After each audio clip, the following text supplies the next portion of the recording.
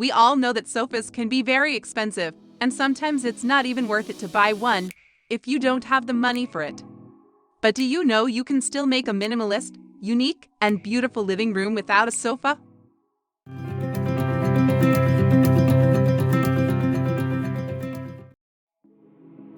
1. Floor cushion.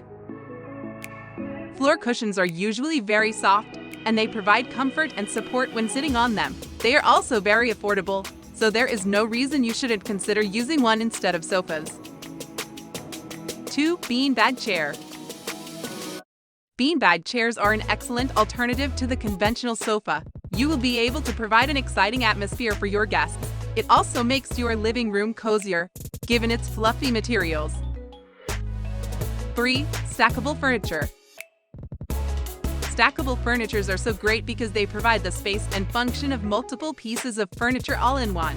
The design possibilities are endless with stackable furniture. You can mix and match the pieces and stack 2 or more together to create a higher surface area.